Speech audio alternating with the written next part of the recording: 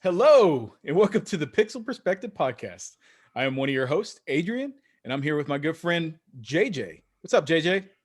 What is up, man? Not too much. Just ready to talk about games and thinking about old times and the usual. The usual. Old times indeed. That is what we will be discussing today, for sure. You know, this is going to be an easy topic, I think, for me and probably you as well, just because I think about old times a lot. I mean, that's part of what I do, you know, with half my collecting channel games is gaming memories. Yeah. I mean, right. But we're going to get into something a little bit more specific with that. We're talking about how nostalgia and collecting is going to change in the future.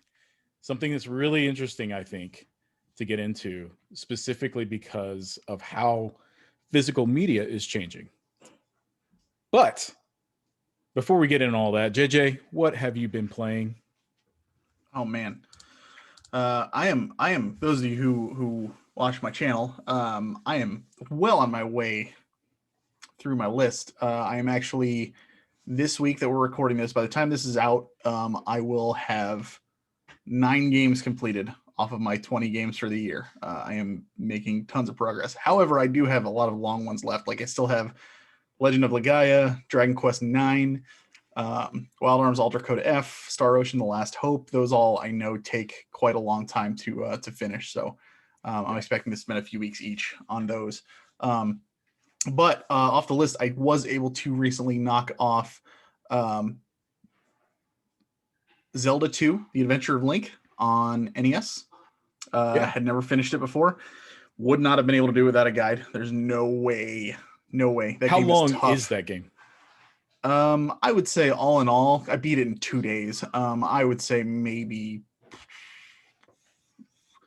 if you have a good guide and you're decent at it, 7-8 hours ish. Oh, really? Like that. Okay. But that's also with me abusing the rewind feature on the Switch. So yeah, it's not an easy game at all. So thank God for that. Otherwise, I would have been screwed. But you know, I like I said, I've said it a million times. I like to play those kind of games for the historical aspect and kind of see where the series came from.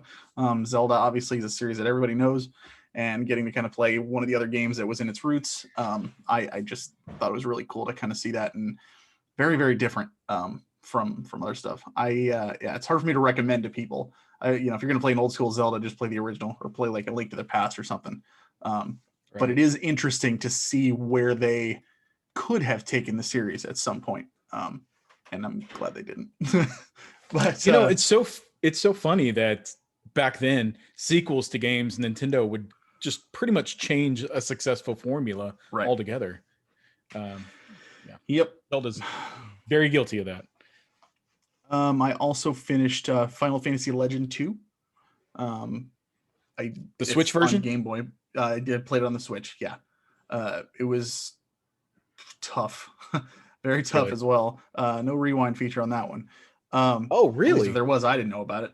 Well, yeah, because this was like an actual release. This wasn't on the virtual console thing. Still, though, I thought they were pretty good. I mean, most retro games re-released will have that feature. I was kind of surprised. Yeah, nope, didn't. I've been waiting to get to Legend 3 because that's the one like that actually has like more of a story than the other two. So I'm super excited to get into that one at some point. And then I also finished Soul Blazer on Super Nintendo. Oh, dude, which I want to play through that.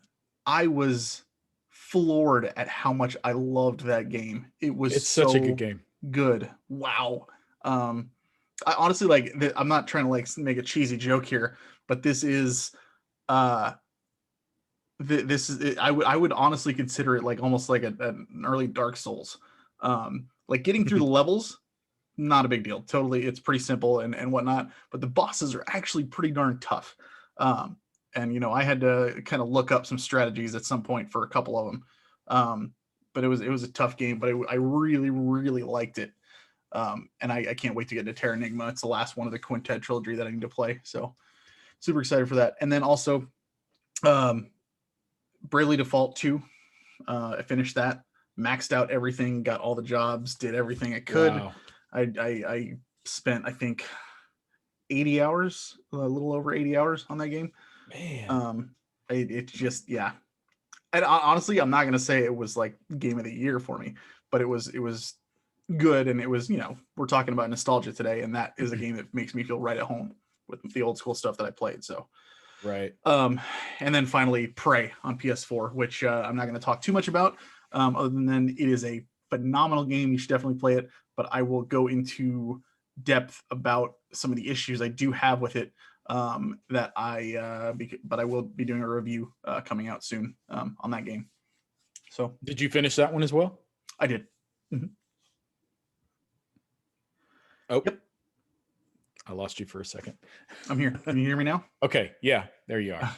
Yes, I did beat that one too. Oh, wow, man, you've been trucking right along since the last time I talked to you, Earl. Last time we recorded.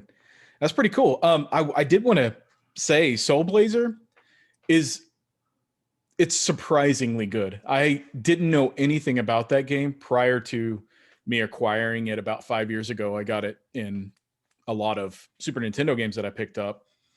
And I'd known of the game, but I'd never given it a shot before. And man, I popped that thing in and I played for solid, I don't know, 3 or 4 hours on a Saturday, and I just couldn't put it down. I was just going through testing all the games, and that one it's so good. It was so good. It's got this, the progression in that game is so quick and satisfying that it just kept me going. And I love being able to go into these dungeons and clear them out, and you collect different pieces that grow your town, I guess, from what I remember anyway. It's been a while. But yeah, you start seeing memories from people as you find them in these dungeons. And yeah, it was super cool. I like that game a lot. Did you play either of the other two in the Quintet No, trilogy? I never played the other two. Illusion of Gaia is also really good. I got to admit though, like I think most people like Illusion of Gaia better. Those are the two that I've played so far. Terra Enigma, from what I understand, is like lauded as like the best of the three. But out of these two, I liked Soul Blazer better, even though it was the first one. But you really can't go wrong with either one. They're both really, really good.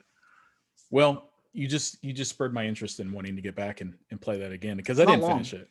It's not long. I beat it almost in like, I want to say 3 or 4 days. So what, 2-3 hour PlayStations? Yeah, I would say probably took me about maybe like 10 to 15 hours, something like that. Okay. So now also I picked up recently 2 guides from my store. They were my honey hole. I picked up nobody knows what you're talking about. It was honey hole, everybody knows. It's my honey hole. There you go. Oh, by the way, did I already mention this on the show? That there's actually a store next to my store called the Honey Hole. I sent you that picture. I did mention that. Oh, I had to take a picture of that and just prove that, hey, I'm not the only one who has used that phrase before. But the Honey Hole that I sent you a picture of is a dispensary, medical marijuana dispensary, because we got tons of those around here. It's a big business around Oklahoma. Cool. Anyway, I picked up guides for Wild Arms, Alta Code F, and Dragon Quest IX, knowing that you will be playing those this year, and I would like to try to get one. I'd like to try to get a head start on at least one of them, because I know you're going to be able to play much more than I can. So I do want to get through both of those games, though, especially Dragon Quest IX. You tell me which one you want to play first, and I will wait till you're a little bit into it, and then I'll start it. Okay. I think Wild Arms. Honestly, I think Wild Arms is the one that I do want to go back to, since the last few games like Soul Blazer and Prey and whatchamacallit, Wolf Among Us I recently played as well, but they weren't like traditional JRPGs. So I really want to get into a nice, heavy, meaty one. Bravely Default was, I guess, but it wasn't like, it was more grinding than anything else. I really didn't care about the story. I didn't get hooked on like the characters and all that stuff like that. It was more just about the gameplay and being able to watch, like, catch up on Netflix shows while I was playing the game. That's why I said before, Yeah. like, I don't think it's game of the year material, but it does make me feel right at home while I'm playing it. Yeah. But I as soon as I get done with Monster Hunter, which I will be diving into at the end of this week when we're recording this, when this is out, I Both will of be us playing are. Monster Hunter. So, oh, you are going Yeah. to get it at launch? I thought you weren't going to get it at launch. No, I am. I'm getting both. Okay. I'm getting 2 copies. Katie's going to play with us. Oh man. Okay. Also, Billy, I messaged him. He plans on picking it up as well. Dude, So awesome. we'll have a crew. And my buddy Lamont, who helped me get the PS5, he said he's going to be getting it as well. And he offered to play if I needed a teammate too. So, yeah, did you know, or do you know how many can play at a time? I want to say, well, I mean, the last one was 4, wasn't it? Yeah, I think it was. I would assume it's probably 4 again. But I mean that it's not like, the more people we have, the easier it is to find a group. So, right. Well, anybody else out there wants to play? Yeah, we need to set up a Discord, honestly. That way we can chat through there while we play it. Because screw Nintendo and their stupid chat policy. Oh yeah, for chatting. Okay, all right, for voice chatting and stuff. I was just gonna say, like, because I am so bad at like staying active. I belong to like 75 Discord message boards. Literally, like the most active one that I'm on is Platinum Bros, and that's only because I say active very loosely, and that's because I check it every now and then just to see if he's messaged me and we're talking back and forth. That's about it. I just don't. I mean, and it's not Discord; it's just message boards in general. I'm not super into that. I can't give you a reason why. I just never have really been into it like crazy. Even when we had the Frozen North one, I wasn't on there super often. So yeah, it's not my thing either. I totally agree with you. I wouldn't be able to get on it. My kids though, and Amy, they are Discording all the time. They're very Discording social all the people, time. Discord, man. That's what I call it. I wish, going back to Wild Arms, I wish that was on a portable system, because now I got to play it probably on this TV back here. Yeah, and it's not super easy for me to be able to sit down and start playing a console game. Yeah. Speaking of portables, did you see their ending store service for PSP, Vita, and PS3? Yeah, crazy. Yeah, I don't know why they would do that. I mean, I understand taking it down, but I mean, there's so much on there that people still need to have access to. And what I'm hearing is not only are they taking it down, but eventually you won't be able to download your stuff from there anymore either. Yep. Which is ridiculous. Hey, I fully support the homebrew hacking scene. And if you want to get a hold of those games, that's the way to do it. Especially with Vita. I hacked my Vita. And we're not saying like we like this because this could totally be a whole another. And I actually do plan on doing a video as well on the channel. But like, long story short, we're not saying this because we're saying screw these companies. We don't want them to get money. We're saying it because we have no other option in a lot of cases. Like, these are the only way you can play some of these games. There's just no other way to do it. Like, if they would give us a reason or not a reason, but a way to play some of these older games that we don't have access to anymore, I'd be happy to support them for doing that. It's frustrating. It really is. And it doesn't make sense to do that because there's a ton of games, PS3 exclusives, that you can't get on PS4 or PS5 for that matter. I mean, there's a ton you can't get on the PS5, but it just doesn't make sense. And I don't understand why they don't embrace their history. I don't know if it's a Japanese company thing or what, because Nintendo's just as guilty. I can see it with the PSP. I just like the Vita and the PS3 even. I'm just kind of really surprised at this soon. So I don't know, but hey, it is what it is. Well, when they do take them down, I fully support anybody who wants to homebrew their Vita and get the games that way. Because I mean, that's really going to be the only way to acquire those. Yep. PS3 as well. I don't have a hacked PS3. I don't know how difficult that is to do, but that's going to be the situation with that console as well. I've been picking up a lot more PS3 games lately just because of that. I don't have a massive PS3 collection, uh, but anytime I find something I'm remotely interested in, I'll pick it up, as well Yeah. as any of the RPGs or horror games that were on that system. I try to get those first. My But other PS3 than is that, probably the biggest collection I have that I have not really, played. Yeah. No, well, I wow, mean, like I think my PS4 total is probably like the most games that I have, but I've played a lot of those. My PS3 collection is huge, like as evidenced by my like, 6-part series or whatever it was where I did those games. But yeah, I have not played, I would say probably like maybe 60 to 70% of those games. wow. So yeah, I have a lot. Didn't you say, weren't you an Xbox guy or something at that time, or were you? I've never been an Xbox guy. No, Oh, at that point, I was just still playing old stuff.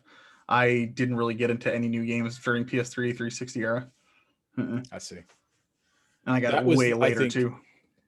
that was the generation I think I was most into new stuff, was the 360 PS3 era. Yeah. Retro scene didn't really hit me until I'd say when the PS4 came out, and that's when I was really all into it. Right. Well, so I've been playing a few things. I'm almost done with Xenoblade.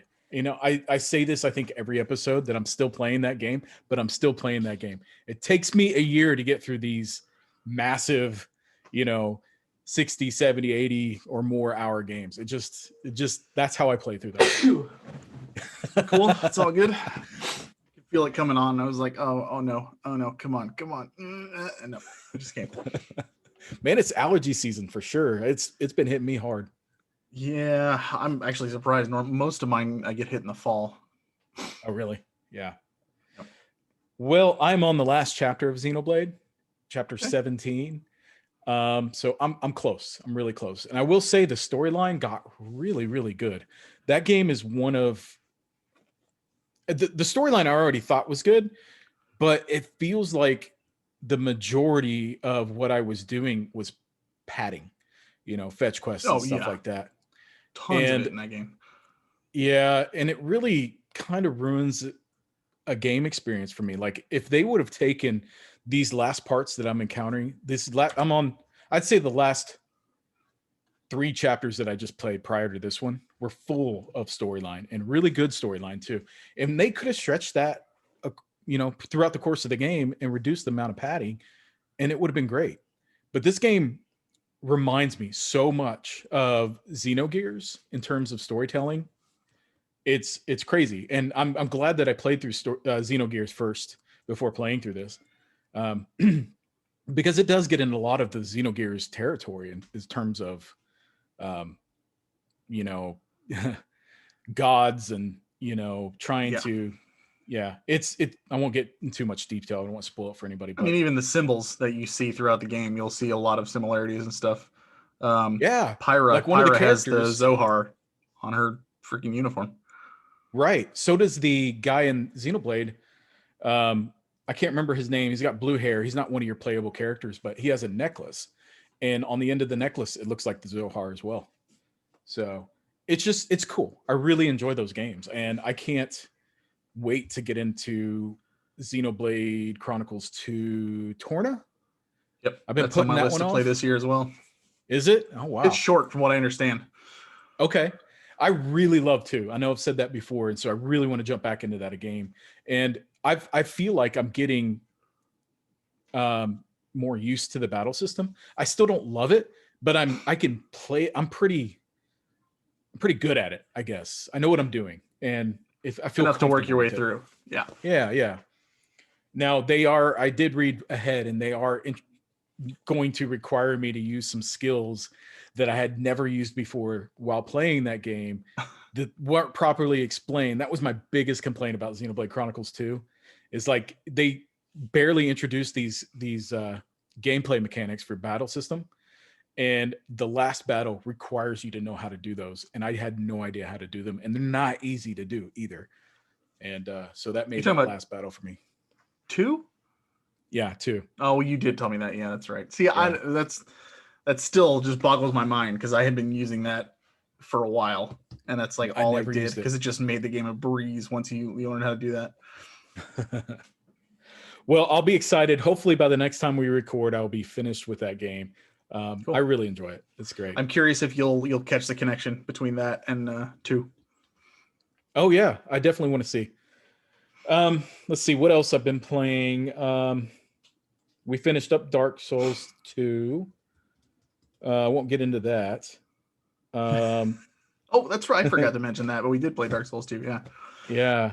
Oh, I did. I went back up and finished it 2 days ago or yesterday. Maybe it was yesterday. Um, it turns out that I didn't finish it with my other character. So I went ahead and finished that game yesterday. I beat the boss by myself. He wasn't hard If you at would all. like to be a Dark Souls master, there is a video up on my channel right now that you can go and learn to become one. Yes. 5 easy steps. I highly, highly recommend Oh. you watch it for beginners, especially. You have to know how to play these games. JJ, being the Dark Souls master that he is, I mean, he's got the pro I had tips. to share my knowledge with the rest of the world. It was the only way. So if you would like to be a Dark Souls master as well, go check out my video that dropped on April 1st. It's not an April Fool's joke. There is a video. The video itself might be an April Fool's joke, but I'm only saying that because I imagine most of you that watch this have already seen it. So yeah, I hope so. Anyway, it's a great video. Yeah. I've also been playing a lot of handheld games. I've been really heavy in my DS and GBA. I haven't been playing anything really hardcore or anything, but just dabbling in a bunch of different random games like Mega When was the Man last time Battle you played a Network. game like hardcore?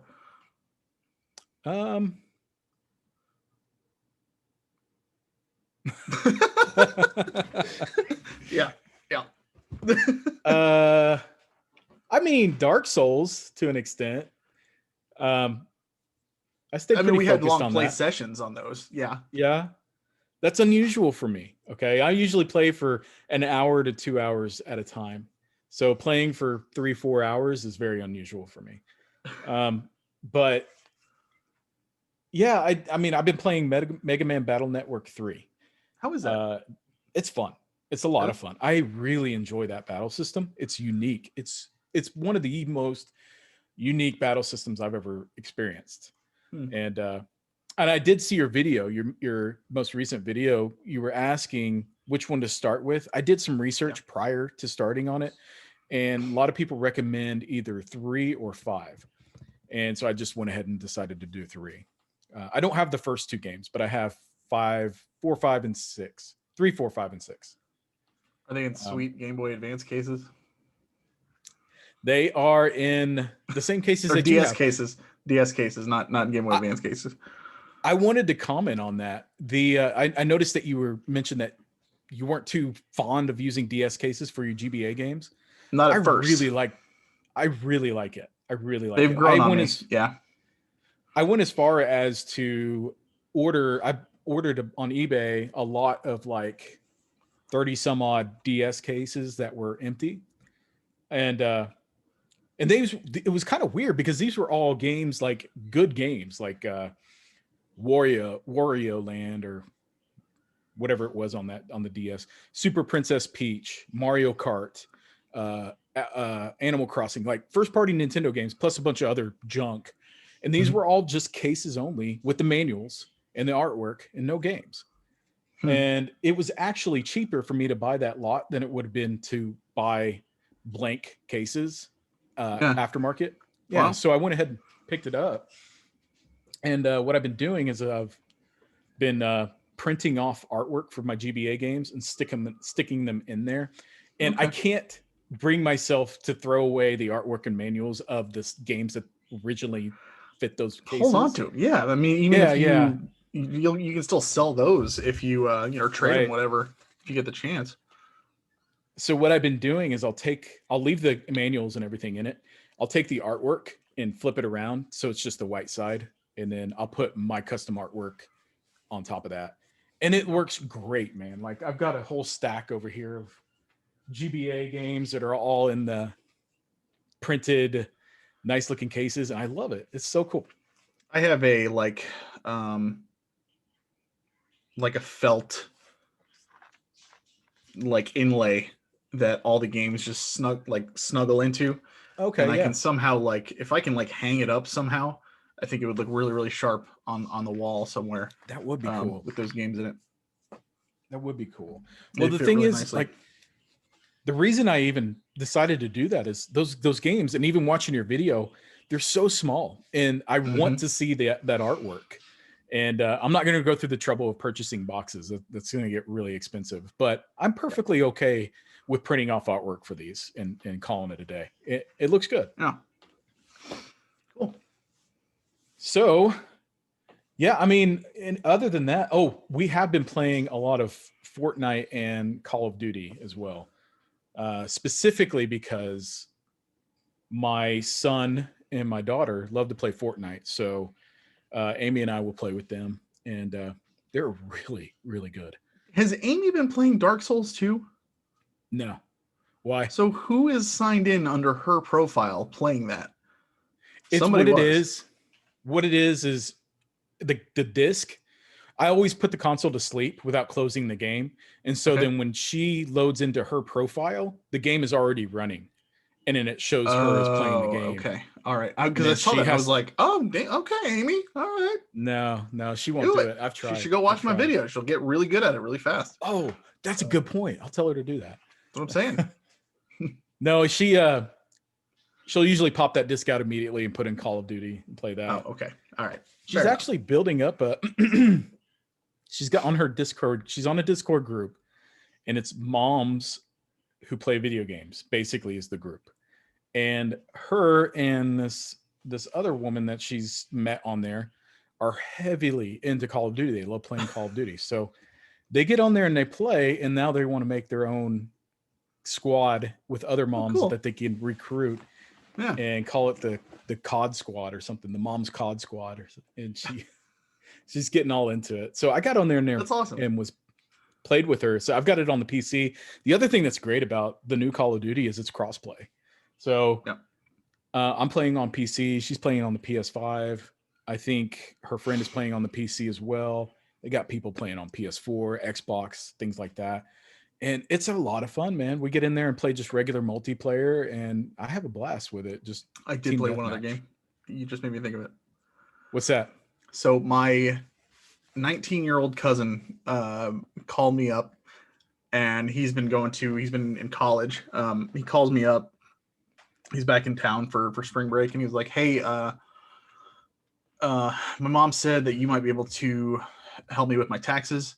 And I was like, "Yeah, sure. Just bring over whatever paperwork you got. We'll knock it out over here and stuff." And so he came over, and he obviously like we got done with his taxes and everything, and then he saw that I had a PS5, Xbox One X, and all this, or Xbox Series X, and he was like, "Oh my gosh, you have both?" I was like, "Yeah, and stuff." And so he started asking me about the Xbox, and I was like, "Well, it's like backwards compatible with everything, right?" And he's like all the old ones stuff and too, and I go, "Yeah, like all the old games, I can play all my old ones. I don't have to, put a new one or hook the old consoles up or anything like that." And he was like, "Oh, that's so awesome. Um, I got some time. Can we play something?" I was like, "Sure. What do you want to play?" Go downstairs. He picks out Battlefront 2, the original one for the original Xbox, Wow. and we played Battlefront 2 split screen, Galactic Conquest, and it was so much fun. That game looks and runs amazing Yeah. on there. Like I was blown away by how good it looked still too, how well it Yeah. held up.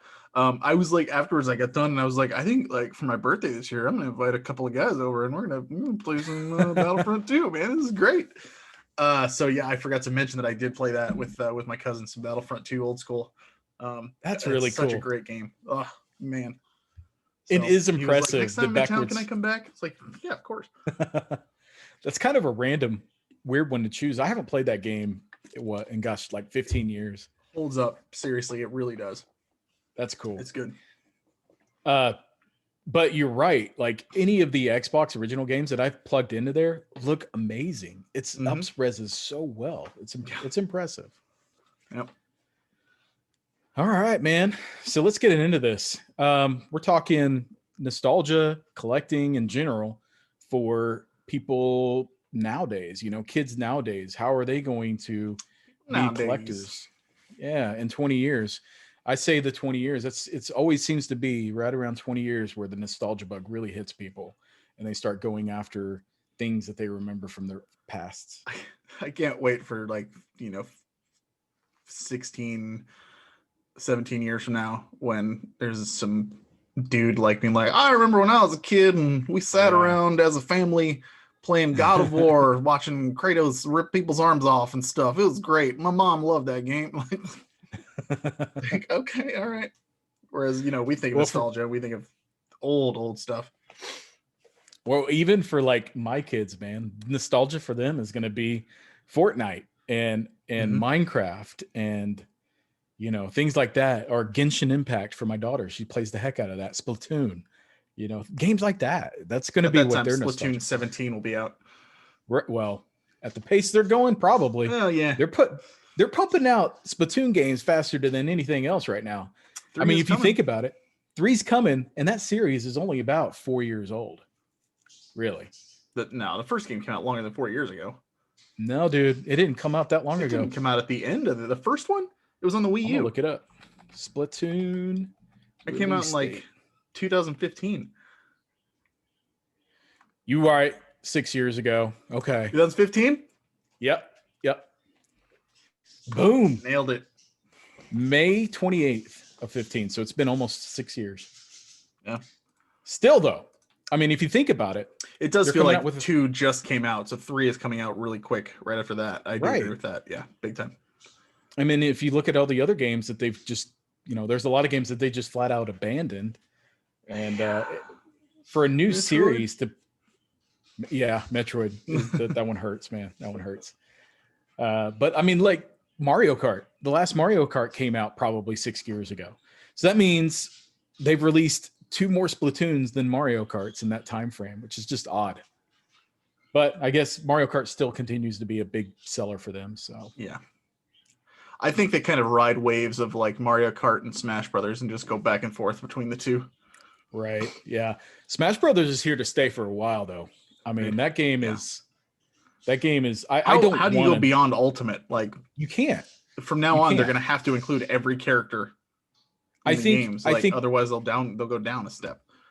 Once they finish releasing DLC, the only next logical step is to release the Ultimate version of Ultimate, where it has all the DLC included in it. Yeah. Kind of like they did with Mario Kart 8 Deluxe on the Switch. Includes all that DLC from the Wii U. But after that, I wouldn't really want another version, for a while. That's a really great game that's going to hold up for many years to come. Agreed. So when I think nostalgia and collecting, for me, it's the physical media. It's remembering going to the stores and looking at the box art, flipping that box over, looking at the descriptions and the pictures of the games and stuff, because you didn't have internet. You had what was on those boxes to try to entice you to purchase games. The first games I ever purchased, I mentioned this, is Werewolf on the NES and Little Nemo Dream Master on the NES. Oh, great game. Yeah, I love that game so much. Beaten it twice. Really? I've never beaten it. I got to the final boss. I could never beat him. And takes forever. I tried. Yeah, I've done it though. I just discovered on that subject. I've got a Legends Gamer. It's an arcade stick that I got at Walmart. Mm-hmm. And I preloaded it with a bunch of old school arcade games. And I just found a master list of games and just plugged it in. One of the games on there is a Little Nemo game, but it's not the same Little Nemo from NES. I think there was something else. It wasn't called the Dream Master though. It was just called Little Nemo.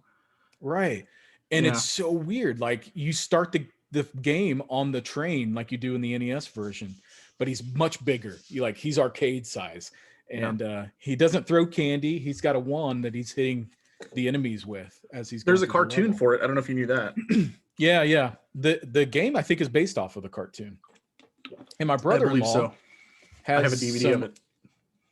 Oh, that's cool. I would like to get one.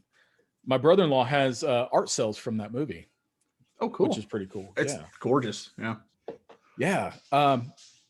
But so I mean, when I went to Toys R Us, I went there with some birthday money and I wanted to purchase the Ninja Turtles arcade game. That was the one that I wanted because that was my favorite game at that time. I never played the NES version. I only played it at the arcades and I was just blown away.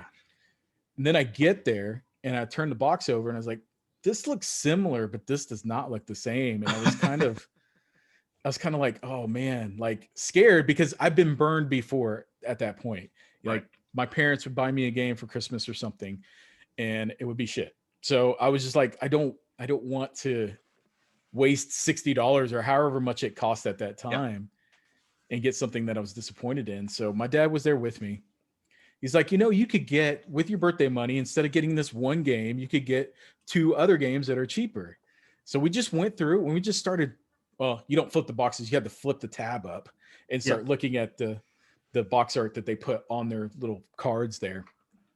And so we went through all of them and I found those two games and those two stuck out at me. The werewolf game specifically because of that yellow box and the werewolf, he's got a sword for an arm and he's I don't think I know protruding that out of one. the box.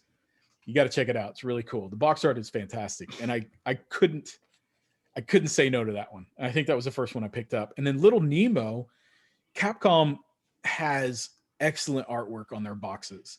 And when I saw the kid on the bed and all the stuff going on behind him, I was like, this looks like a really cool world that I want to explore. I was just fascinated. And I flipped the box over. The gameplay looked awesome. Like it translated pretty well. They had the giant mushrooms and stuff. I was like, I was sold. So I picked those two games up, took them home, and loved them. Like Werewolf isn't a great game, but I still played it like it was my game. So I played it to death, Yeah. and I grew to love it. Um, same with Little Nemo. I didn't love it initially, just because you're not attacking things per se. You do eventually, but by default, Nemo doesn't attack things. He throws candies at them and freezes them, and then you can get animal characters that can attack. And then at the end of the game, you get a wand. I remember that. You missed out though. If you'd gotten that Ninja Turtles one, you would have gotten a free personal pan pizza from Pizza Hut. I remember So that. Did you take just advantage of saying. that? I don't like. I know I got the game. I don't remember ever using that though. I'm sure I probably did. Um, I was able to secure a box copy years later from my buddy Brian, his brother, through that Oh, that's awesome. big purchase that I got from him, was wanting to sell his collection. So I was really happy to get a box copy of that. I I don't remember too much about, like, I don't know that I ever bought any games myself until PlayStation. Like I got games for Christmas and my birthday and stuff. I think when I did my communion when I was in like second grade, I did get a bunch of money for that, and my parents let me get one game, and I remember getting Mega Man 4. Oh, And I remember having a blast with it and loved it and everything like that. But I don't remember too much other than just going to pick it up and then coming home and then, playing it, having fun. What I do remember is when I got my PlayStation. And the main reason I got it was because I wanted Twisted Metal 2. Because I played that mm. one time and I was like, damn, this game Yeah. is amazing and I want more of it and I have to play it all the time. Um, so I got enough money for that and for two games. Um, and we went to, I don't know if it was Best Buy or like it may have been Toys R Us at the time. Actually, I think it was Toys R Us at the time. But I went with my dad and my cousin, and my cousin was, he's like 3 years older than I am, and he is very much like I'm trying not to sound harsh.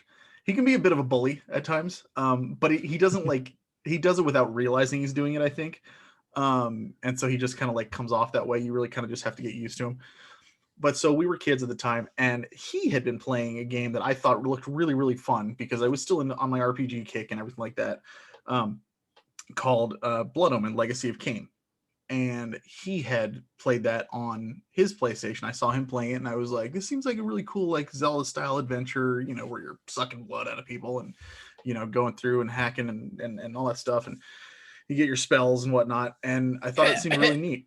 So yeah, yes, just like that. Hacking. But so we're walking through, and I obviously grabbed Twisted Metal 2. And then my dad was like, all right, you got enough for one more, get whatever you want. And I was eyeballing Blood Omen Legacy of Kain. And so, because I didn't really know much about the rest of them, I didn't really know. I honestly had no plans to even go PlayStation. I was, if you, like I've said, told the story a handful of times about my first experience with Nintendo 64 and how I couldn't use the controller. So I was fully planning on going freaking Sega Saturn at this point. Like, I was ready for Nights into Dreams and to just get into that. But that was before I played PlayStation. And so I didn't know anything about PlayStation other than Twisted Metal 2, and I knew Final Fantasy 7 was coming out soon. But I got Twisted Metal, and then I was eyeballing Blood Omen, and my cousin, he goes, no, you shouldn't get that. And I'm like, why not? And he goes, well, it's going to be too hard for you. It's just going to be too advanced. I don't think it's going to be good for you, and he talks me out of it because he's like, that's just how he is. Like, he's got to be the one who has the game. So obviously I'm just like, oh, okay. I was a dumb little kid. I was like, okay, sure. And let it go. And I got NHL, I think like 97 or something like that, whatever one was on PlayStation. Which, I don't get me wrong, I love the NHL game. So I had fun with that. And I have a blast playing the old hockey games as well.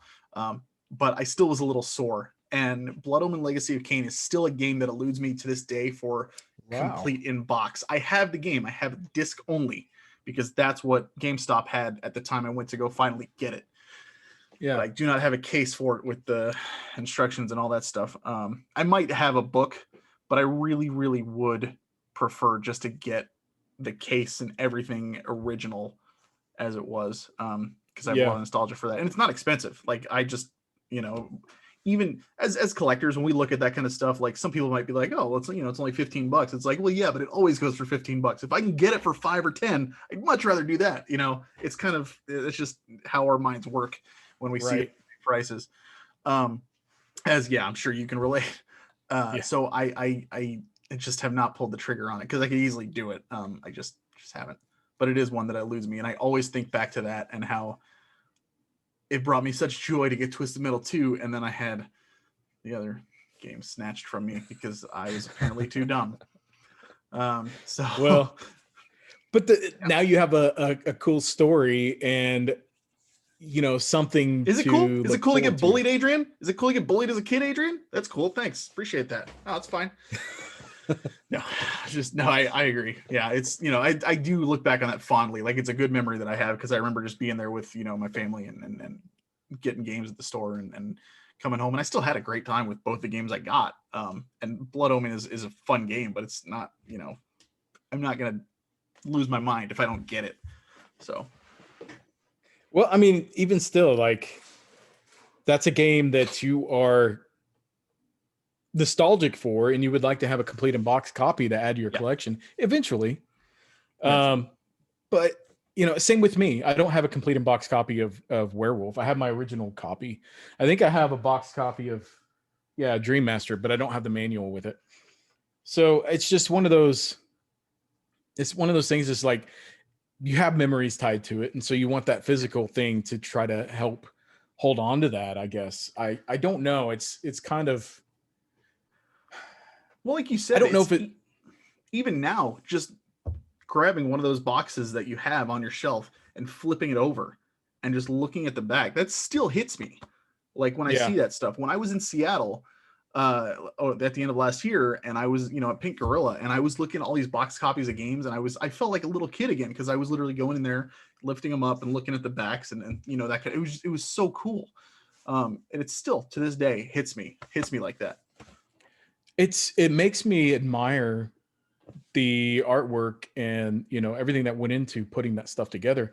And I think for me, it's more like, I remember my experiences with the games and I remember acquiring the games, but it sticks out more to me because of the art aspect. It's really not surprising to me at all that I'm a graphic designer by profession.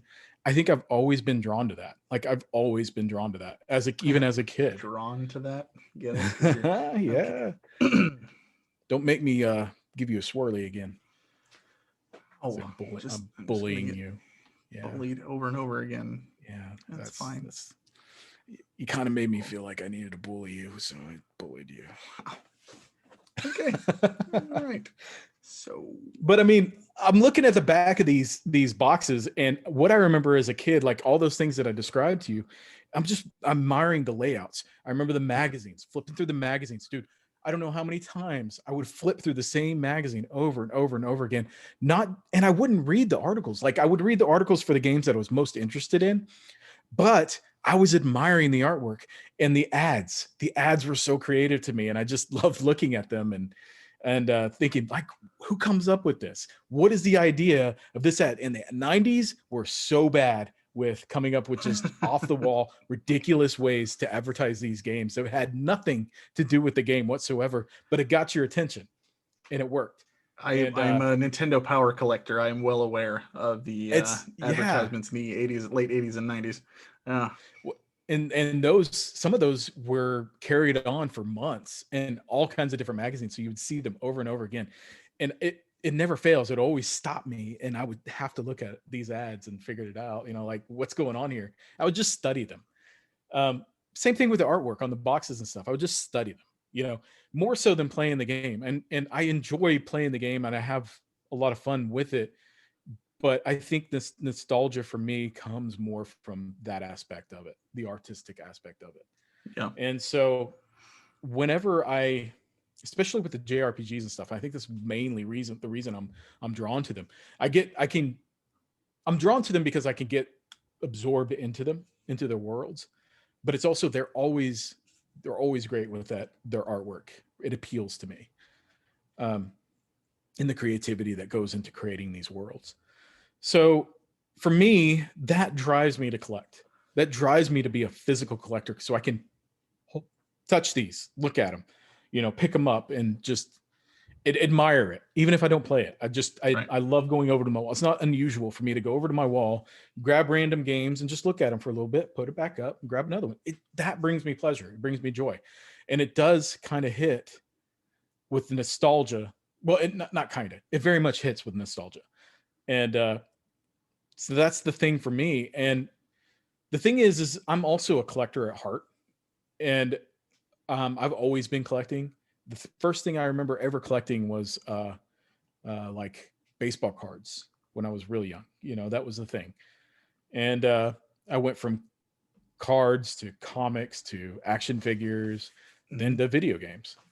And it just never went away. I'm always going to be a collector. So what I'm curious about, and actually before I get into that, how do you feel about that? Like as a collector, do you feel like you're a collector first, or do you feel like you're driven to collect because you want to experience these games? I am driven to collect because I want to experience these games. Yeah. I've noticed that more and more in recent years. I think if you asked me like a couple of years ago, I would have said just because I wanted to collect them because I like having that physicality and the games are like that. But like as time's gone on, it's become easier and easier for me to just say I will just get it digitally if I can and play it that way. It's not gonna kill me if I don't have a physical copy of this game.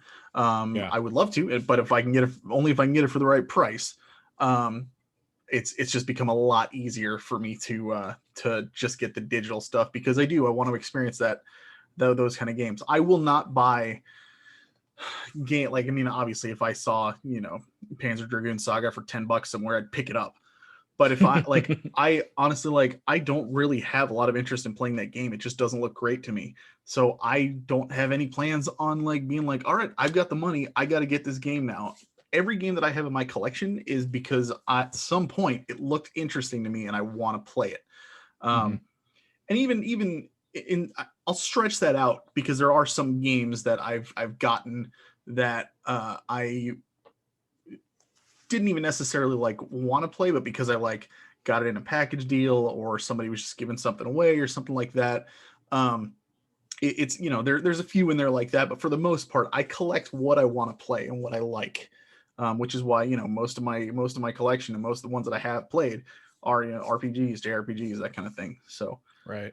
it's yeah, I've definitely moved towards that side rather than just to have the games and, to have them looking good on the shelf, which I love Right. my display in the basement. But that was when the first time Amanda came here. Saw gets down there. She knew I had a collection. She just didn't know what to expect. She walks in and she goes, "Oh wow!" And I go, "I know it's a lot, right?" She goes, "No, I just didn't expect it to be displayed so nicely. I figured you just had it like a pile in the corner somewhere." I was like, "Yeah, you're not. I mean, you're not far off. I probably back then I probably would have." So, Dude, I mean, that's part of it too, though. Like for me, I love showing it off. I love it when new people come into the house and admire what I have. It makes me feel good about my collection. It also makes me feel good that somebody else can experience the joy, the pleasure that it brings me. And it just it's cool to me. So yeah, I feel you there. And that's another part of that physical collecting that I'm really driven to. Um, Another thing that I'm finding more often is, especially with YouTube channels, people are starting to collect like 80s, 90s nostalgia, items they remember from their childhood, not just video yeah. games. That's becoming a really, really popular trend right now. And it got me wondering, like, these guys are collecting all this stuff from their childhood that kind of take them back to that time. And what do kids now, what will they be looking back on fondly?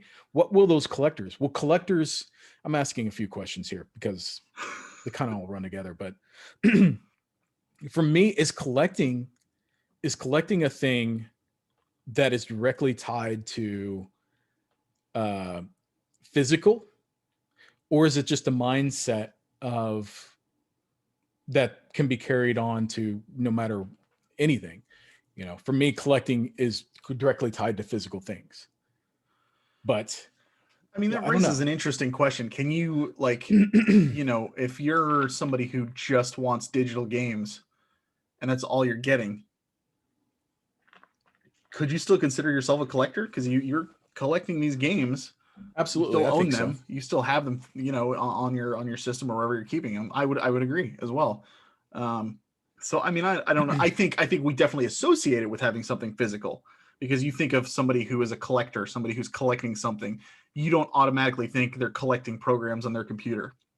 You think they're Right, collecting, a really mundane example, stamps or coins, or right. obviously in our case, video games, old magazines, whatever.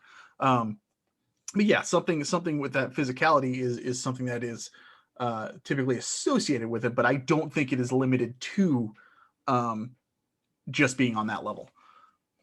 Yeah, definitely. And I agree with that. Especially with people with massive Steam collections. Yep. I'm guilty of that. Yeah. Um, I've got about 300 but games on mine. yeah, you got more than me for sure. But I got a ton of them. And also like digital media, like I don't know, games, trophy hunting, what we talked about last Be a episode. trophy collector. Yeah. You're collecting trophies. That is a thing. And or games like Pokemon, where you have to collect all the Pokemon. Like there's ways that people can still scratch that collector's bug, yeah, if you want to call it that. It's just, I just wonder, like, kids these days, and I'm going to use my kids as an example just because I know them very well. They're not into physical things, like, at all. Like, Hmm. they are not driven to have things. Like, my kids did not have toys. I mean, they had tons of toys, but they didn't care about the toys.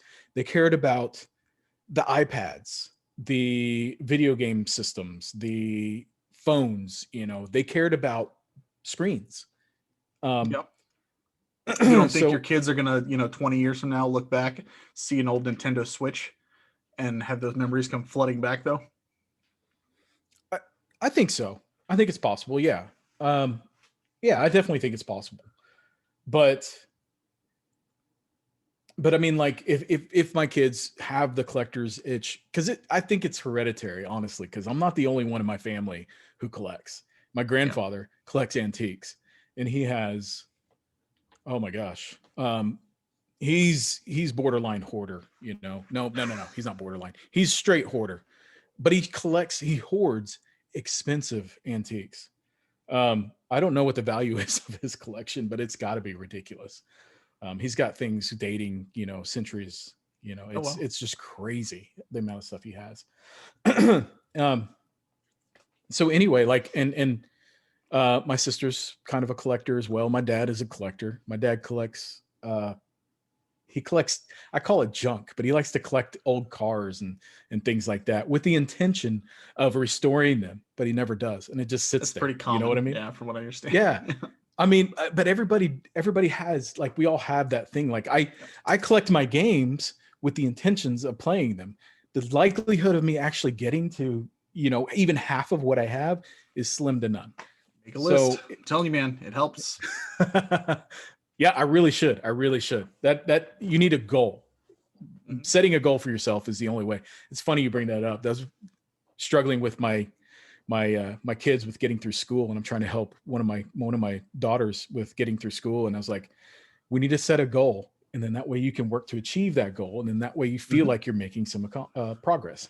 Billy, we were playing Dark Souls with him. He said he was like, I did what you did, and I made a list. So shout out to Billy, because making lists for games you're gonna beat throughout the year is awesome. I wholeheartedly approve of it. His list was pretty great too, I must admit. Mm-hmm. All Super Nintendo stuff, I think, wasn't it? A lot of it was, yeah. Yeah. But I mean, my two oldest daughters, they were, well, actually even my third daughter, they were into things like Skylanders, Disney Infinity, Lala Loopsy, if you know what that is. I've probably heard of it, but I don't know what it, like, I've heard the name, and I think that because I worked at Sam's Club, and so like okay, like you hear, that, I mean, that was years ago, but you hear the names of like the things that are popular, and I remember hearing that a couple of times. Well, that's one of those. They're little creepy little dolls, and they have really long, skinny legs and arms, and they were really popular probably 10 years ago with little girls, and my girls had tons of them. And also Littlest Pet Shops was another one they were totally into. I could see them being nostalgic for that stuff and wanting to go back and maybe reacquire one or two of those things in their future. But as they've gotten older, the physical things have become less and less. My middle daughter is really into Splatoon right now. So she's got a pretty decent little Splatoon collection going on. So obviously she's going to be super nostalgic for that. But I mean, my oldest daughter isn't really a collector at all. But I mean, if she was to get nostalgic for something, what would it be? I think if she were to collect something, I don't know.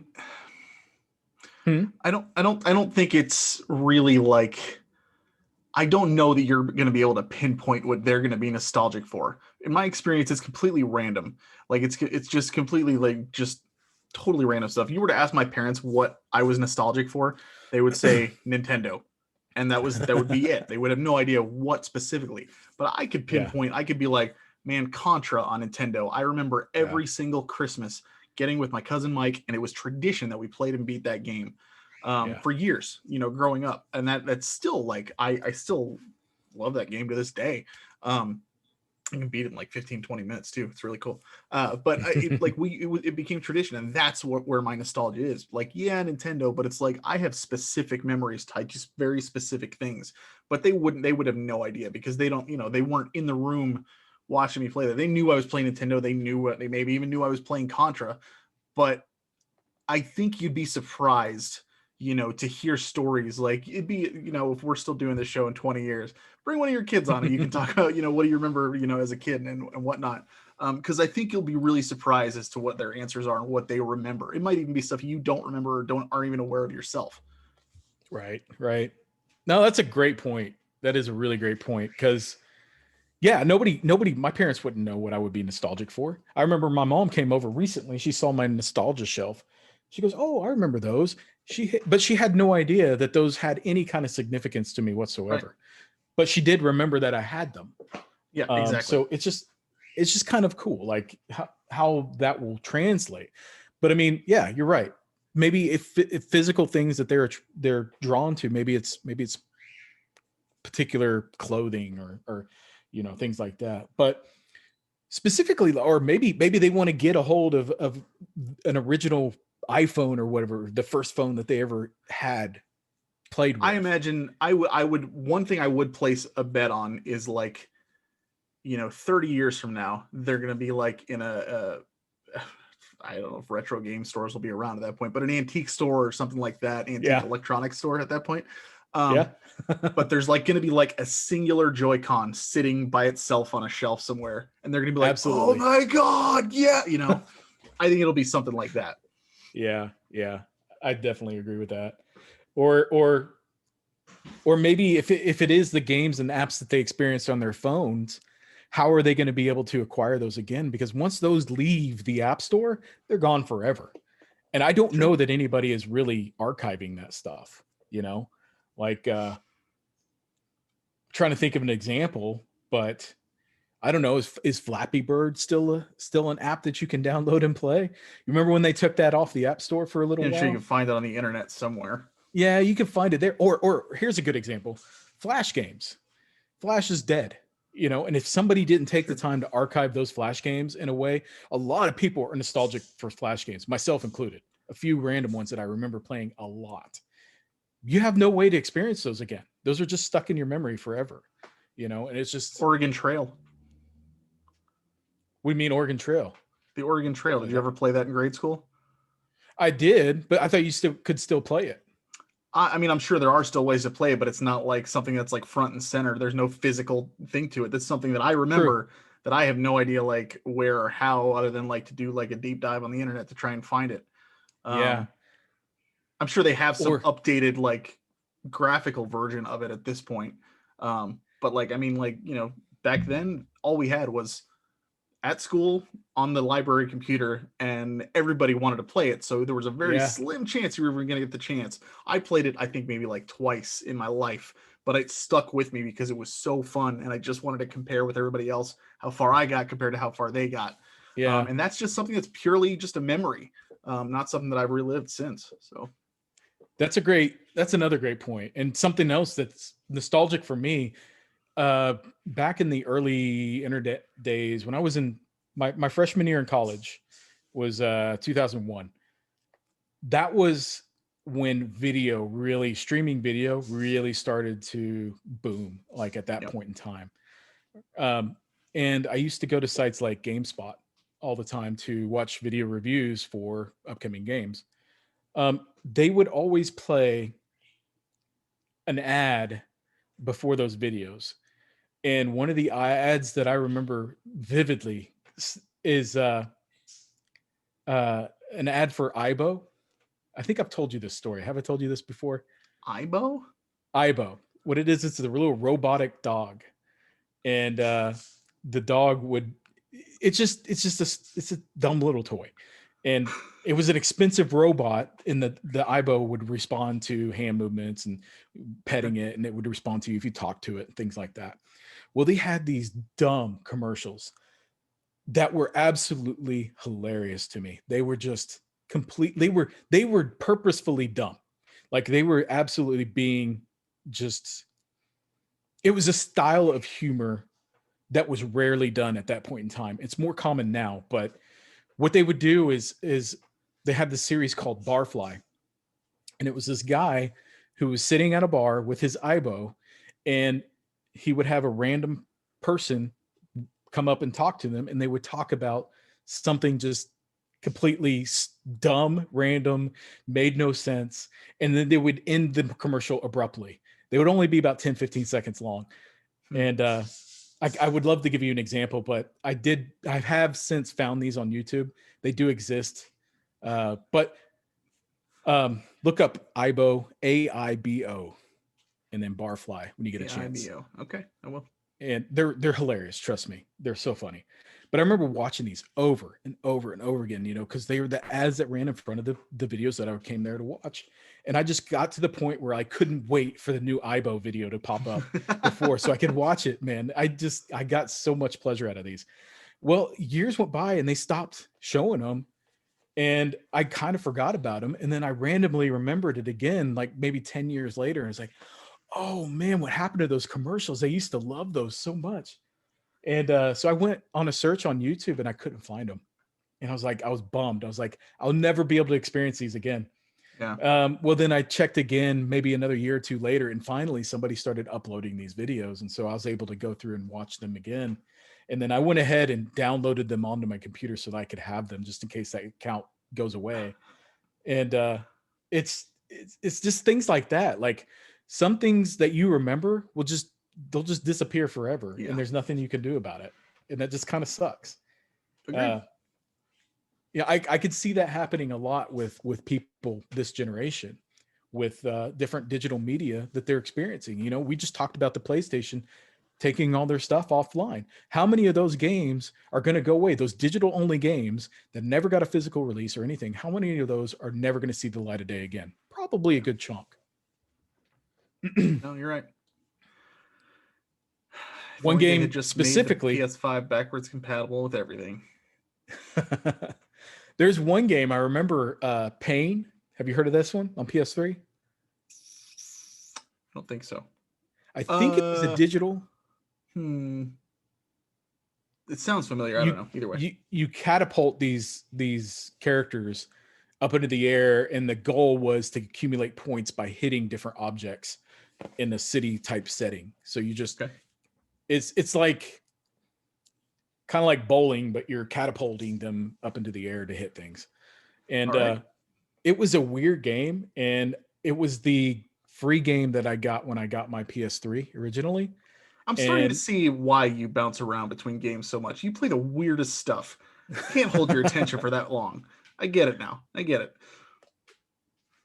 Well, this one was it was free. You got to play a free game, especially when I had a PS3 brand new. I bought the Metal Gear Solid 4 edition because I bought my PS3 specifically to play Metal Gear Solid 4. And that was a free game that was given to me when I bought it. And so I only had Metal Gear Solid 4 and Pain. So when I wasn't playing Metal Gear Solid, I was playing Pain. And, you know, I don't know if that ever got a physical release or not, but if that game goes away, I really don't see anybody bringing it back. You know, it's just kind of one of those indie games that will never see the light of day again. You know, maybe it won't, maybe I'm wrong, but it's definitely one of those that has potential to never come back. So sure. I don't know. I wish there were more people out there willing to preservate those things, digital media specifically. Preserve.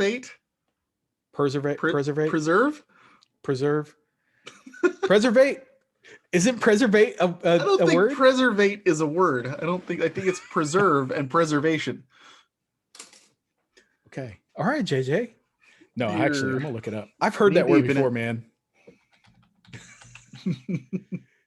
Preservate. Head deep. There it is. That's what it is. You're head deep in it. Is it a word? It is. I see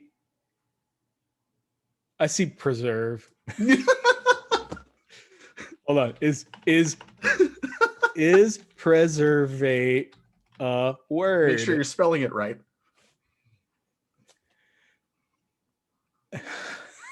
Preservate. Okay, you might be wrong right on this one. I'm gonna go with. You know what? You know where Libby gets it. You just dive in. You get head deep. Now you know where Libby gets G-cast, it. Reference. Yes. Yeah. With her ribbles and bits. That's right. Dear old dad taught her everything she knows. I heard, as soon as you said that, I was like, I don't think that's right. No. Anyway. I know I've heard that word before. I know I have. You probably have. It sounds like a word. Everybody, comment on this video. Tell me if that's a word or not. Because now you got me thinking I don't know if it is. Make that the title of the episode. Preservating games. And there are people out there who are doing it, like limited run games and stuff like that. But I don't I want it done. Problem is, even in those situations, they have to get like licenses and stuff. Right. They have to get approval for everything. Like it's not just a, I frankly, again, I'm not like crazy about, not everything has to be physical with me. I prefer just to have the opportunity to play it in some form. I get that attraction though. Let me give you another example. There was a Castlevania game released on the Wii. It was digital only. It was a remake of Castlevania Adventure, I believe, on the Game Boy. Do you know of this? Not. I mean, I know Castlevania Adventure, but I don't know of that. Okay. Well, this game was digital only, and the Wii shop is offline. There is absolutely no way for me to acquire this game, and I have looked extensively online trying to find like a ROM or ISO or something of this game to put on my Wii so I can play it. I didn't get to play it then, but I really want to play it now, and I have no way to. I'm sure somebody out there has it, and I'm just not finding it. But it sucks. Like I won't be able to experience this. There's a lot of Wii stuff that got lost. When it went down. Ridiculous. Final Fantasy Crystal Chronicles: My Life as a King. I really enjoyed that game. Which one?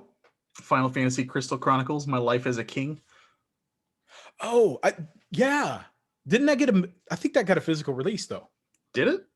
I think it did. I think for the Wii. Yeah. Did somebody preservate it?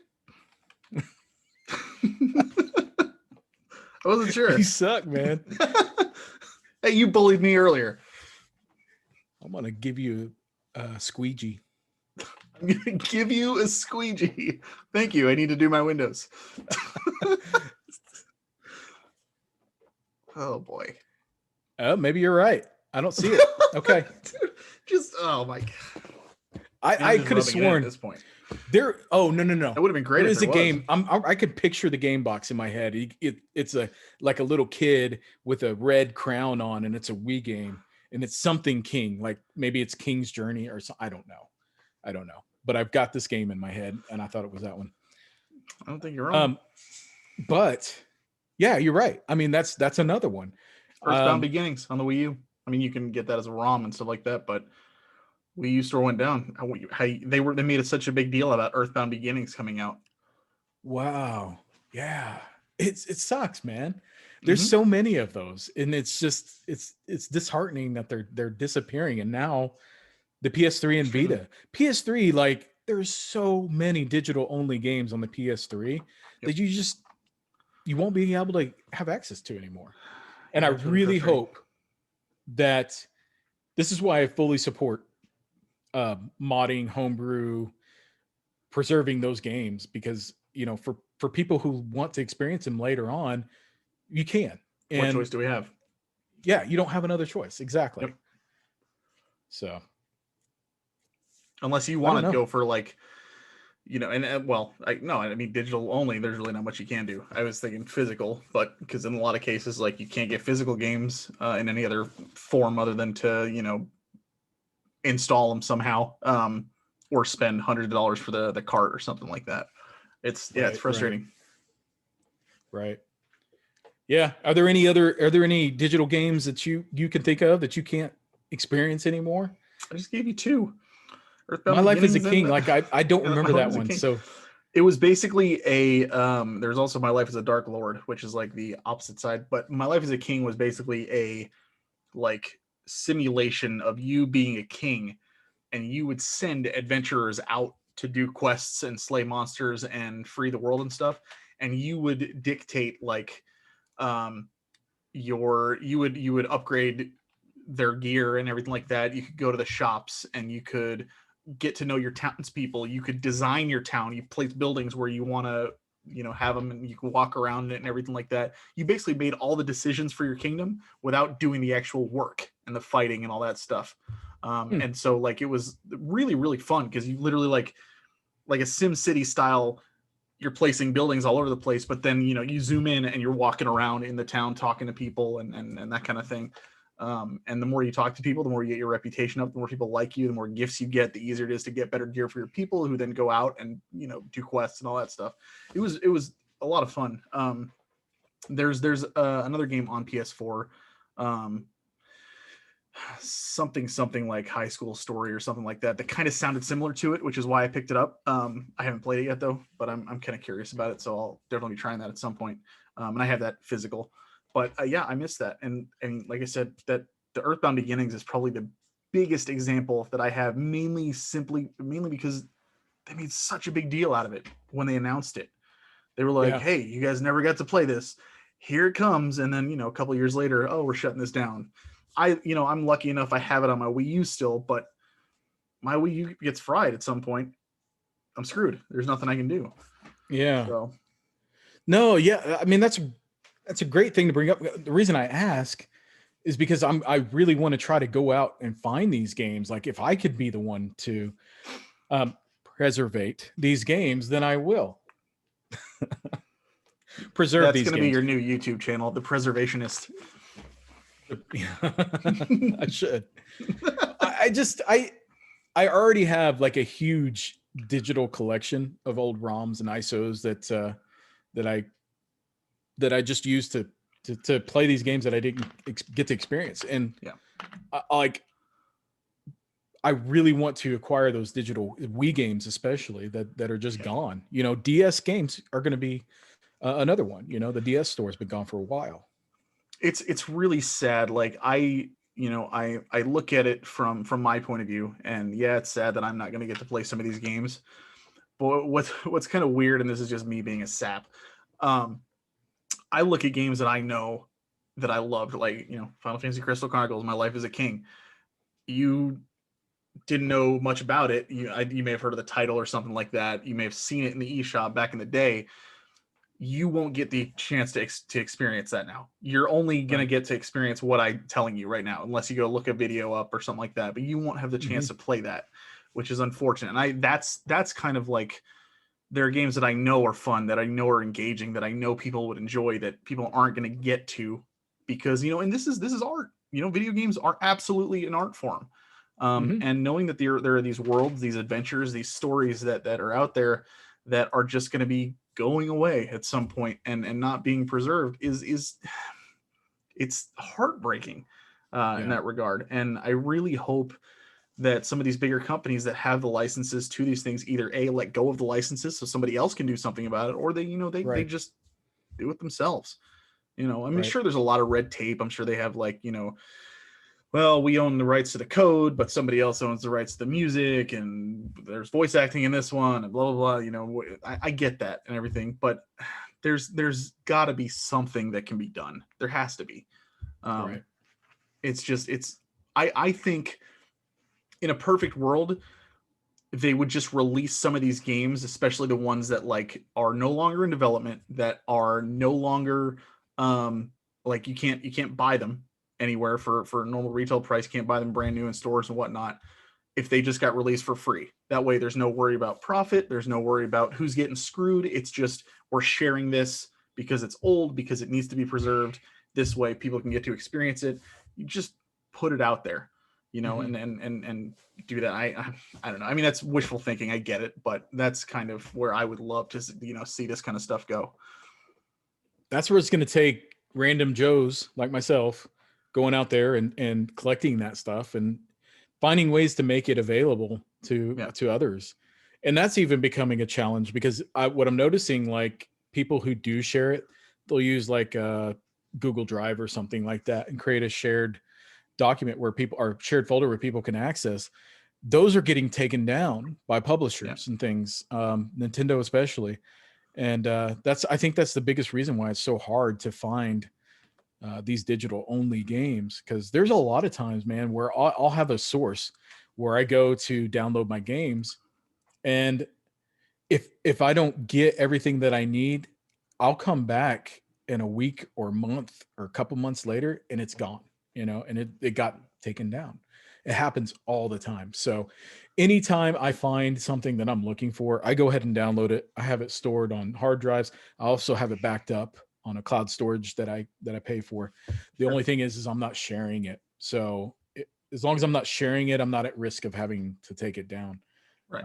But I mean, if the companies aren't going to allow us to do it, then somebody needs to. And I don't know. I think we've gotten off track of our original discussion, but I think it definitely relates. It definitely relates. Yeah, I'd say there's definitely a thing there. It's like you're talking about games that are super nostalgic for some people that they don't have an option to experience anymore. Like it's just gone. Right. Right. You know. Well, hopefully things will be preserved a little bit better going forward, but I'm not crossing my fingers. It's nothing has proven that they will. So I'm just picturing you like in a garage with an old school computer sitting next to you with a spit cup and a cowboy hat down there in Oklahoma. Somebody walks in, what you doing? And you just, oh, we just over here preservating. I don't know why that scenario came into my head, but it just did. Yeah. So you know what? You're not too far off at all. Yeah. You know, at least I'm in the city, so there's not too many people like that. But you get into the suburbs and like further on out to those country towns, man. That's how people really are. I think you should get the nickname Preservationist. I should.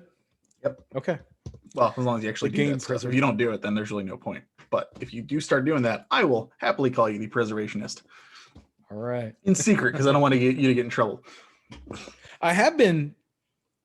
One of the ideas for videos that I've been toying with is analyzing art and game packaging and the advertisements like I was talking about earlier and things like that in video format.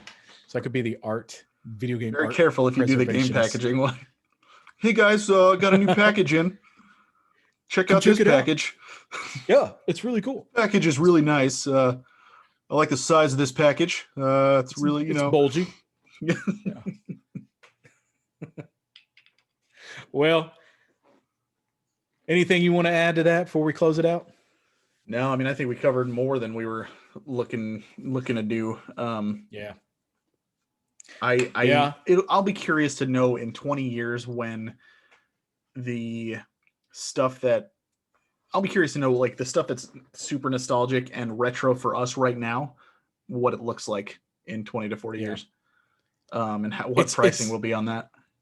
It's always so fascinating to me as time goes on, seeing the things that people are nostalgic for and the things that I feel like aren't that old. It's only like, oh, that wasn't that long ago, and then people are heavily nostalgic for it. It's something that's very intriguing and fascinating. So my cousin, he was 19, he was super ready to play Star Wars Battlefront 2 because he remembered playing it when he was younger.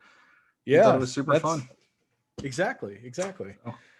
So yeah, I mean, I'm hoping to see, and in me being a collector, I'm always trying to foresee what those things will be so I can acquire them now, but it's impossible. Like anybody who can do it and be accurate, you might get some things right, but you'll get a lot more wrong. So absolutely, it's a fun game to play. So anything else you wanna plug or I mean, you can follow us on Twitter. I am at JJ Santinello. That's JJSANTANIELLO, and that's my spelling of it for the next couple of months. And you are at Birdazoid. That is just at BIRDAZOID. All right. Preservationist was taken, so he couldn't I mean, at the Game Preservationist. The THE. No. Next episode, we are talking about sequels. Video game sequels. We are? It was your idea. Oh, yeah. I'm just joking. I was like, wait, you came up with this. Hold on. I think it's great. Yeah, I'm super excited to talk about that one because there's some great ones and there's some not so great ones. Zelda 2 would fit perfectly into that one. Mm-hmm. Very much so. Yeah. Yeah, man, that's all I got. Go check out Game Room Revival on YouTube. Like I said, got my top 5 tips to become a Dark Souls master. Go check that out. So I also good player. Wanted to plug my YouTube channel. I did upload a Yeah. video. Finally, uploaded a video. It is an art piece that I did of Cloud from the Final Fantasy VII remake. It's up there on YouTube. It's kind of just me talking through my process of creating this artwork, doing vector format in Adobe Illustrator. So if you are at all interested in checking that out, please look me up. It's Bertazoid is my channel name. And I plan to put more stuff up there in the future. I've got a bunch of ideas rolling around in my head. All I need is for my work to give me a little bit of a break, and I'll start recording those videos and putting them up there. Cool. Yeah. I'm looking forward to more. I like the one you put up. It was really, really like soothing to watch and just kind of see like Cloud come to life and just hear you kind of like explain your process. It was fun to watch. I liked it. Thank you. Yeah, I enjoy putting that together. And I told JJ this, but that's actually 8 hours worth of artwork that I compressed down to what, like 13 minutes or something. I don't remember Something how like long that, I made it. So it's super sped up, but yeah, it was a lot of fun to put together. That is the kind of artwork that I love doing the most. So you'll probably see a lot more of that pop up there. There's also 2 more art videos that I got up there that I uploaded many years ago. Of Destiny artwork done in the same way. So if you want to check those out, those are there as well. Cool. But with that being said, I guess sign off. Thanks for listening. Thanks for watching. And like, comment, subscribe, all that fun stuff. And as always, keep on gaming.